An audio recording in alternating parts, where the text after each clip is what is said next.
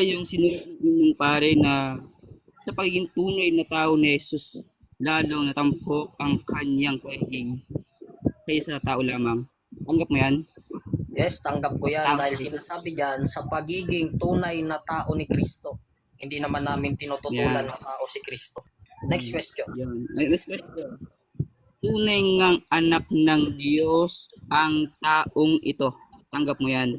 Yes, tanggap ko yan dahil hindi naman namin tinututulan na tunay na anak ng Diyos ang taong si Kristo. Next question Next na. Ito. Yung anak na to, sino yan? Na Si Kristo. ang Next taong question. si Kristo. Yung Diyos na to, sino yan? Yung Ama. Next question. Yung anak na si Kristo tao o Diyos. Yung anak na si Kristo ay tao at Diyos. Next question. Yun. Sa mga katwid, mayroon kang, yung Diyos sino to? Sino to? Yung Diyos ay yung Ama. Sunod na tanong. Yung ama. Yan. Sino to yung tao, yung anak na to? Si Kristo. Next Diyos yan? question.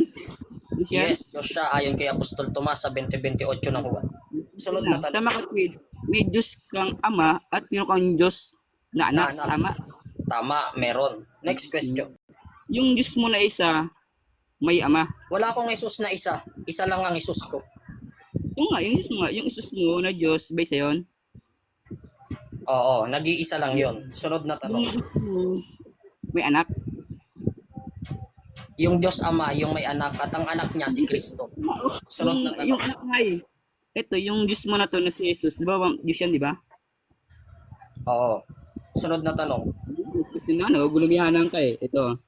O, ikaw yung nagugulo, hindi ako eh. Okay na. Next question na. Si Jesus ay Oh, kailan bakit naging... tumigil ka na dun? Nagugulo